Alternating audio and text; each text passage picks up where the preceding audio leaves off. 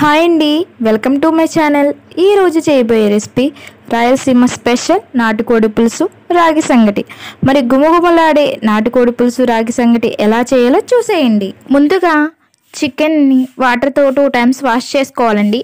నేను ఇక్కడ 1/2 kg chicken తీసుకున్నాను. తర్వాత చికెన్ అనేది నీచు స్మెల్ రాకుండా ఉండాలంటే 1/2 స్పూన్ ఉప్పు, 1/2 స్పూన్ పసుపు, అరచెక్క నిమ్మరసం వేసి బాగా కలిపి 5 to 10 minutes పక్కన పెట్టుకోవాలి. 5 to 10 minutes తర్వాత వాటర్తో శుభ్రంగా వాష్ చేసి పక్కన పెట్టుకోవాలి. 3 మీడియం సైజ్ ఉల్లిపాయలని, 3 పచ్చిమిరపకాయలని కట్ చేసుకోవాలండి. తర్వాత స్టవ్ వెలిగించి కుక్కర్ పెట్టుకోవాలి. కుక్కర్లో 5 లేదా 6 స్పూన్ల ఆయిల్ వేయాలండి. ఆయిల్ హీట్ ఎక్కిన తర్వాత కట్ చేసుకున్న ఆనియన్స్ అన్ని దాంట్లో వేయాలండి. ఆనియన్స్ త్వరగా ఫ్రై అవ్వడానికి దాంట్లో కొంచెం సాల్ట్ వేయాలండి. ఆనియన్స్ బాగా ఫ్రై అయిన తర్వాత దాంట్లోకి 2 tablespoon ఆఫ్ అల్లం వెల్లుల్లి పేస్ట్ వేయాలండి. అల్లం వెల్లుల్లి పేస్ట్ ఫ్రై అయిన తర్వాత ముందుగా వాష్ చేసుకున్న చికెన్ వేయాలండి. అందులోకి 1/2 teaspoon ఆఫ్ పసుపు, రుచికి సరిపడా సాల్ట్ వేయాలండి. చికెన్లో ఉన్న వాటర్ అంతా బాగా మగ్గనివ్వాలండి. చికెన్లోని వాటర్ అంతా మగ్గిన తర్వాత కారం వేయాలండి. ఇలా వేయడం వల్ల కారం అనేది ముక్కలకి పట్టి బాగా టేస్ట్ అనేది వస్తుందండి.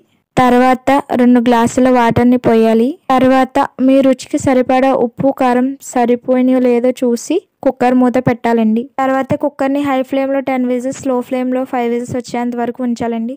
తర్వాత కుక్కర్ మూత తీసి చికెన్ అనేది ఉడికిందో లేదో చూసి అందులో కొంచెం కొత్తిమీర, మసాలా పౌడర్ వేస్తే చికెన్ కర్రీ అనేది రెడీ అవుతుందండి.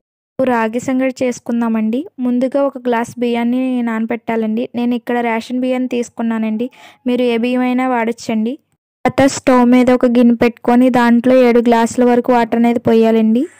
వాటర్ని బాగా మరగనివ్వాలండి. మరిగిన తర్వాత మనం ముందుగా తీసుకున్న రైస్ని 2 times వాష్ చేసి అందులో వేయాలండి. తర్వాత మన రుచికి సరిపడా సాల్ట్ కూడా వేయాలండి.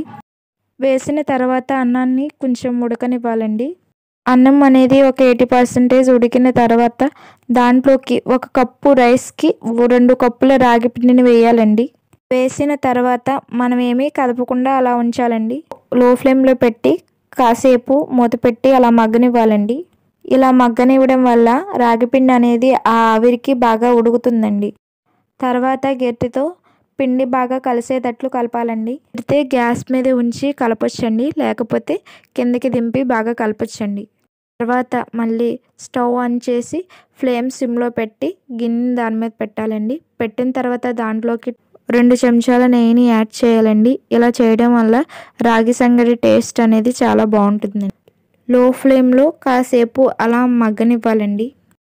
మగ్గిన తర్వాత ఏదన్నా గిన్నె తీసుకొని దాంట్లో కొంచెం నెయ్యి రాసుకొని కొంచెం కొంచెంగా రాగి ముద్దలు అనేవి చేసుకోవాలండి. ఇలా నాటుకోడి పులుసులోకి రాగి సంగటి చాలా బాగుంటుందండి. మీరు కూడా తప్పకుండా ట్రై చేయండి, చాలా బాగుంటుంది.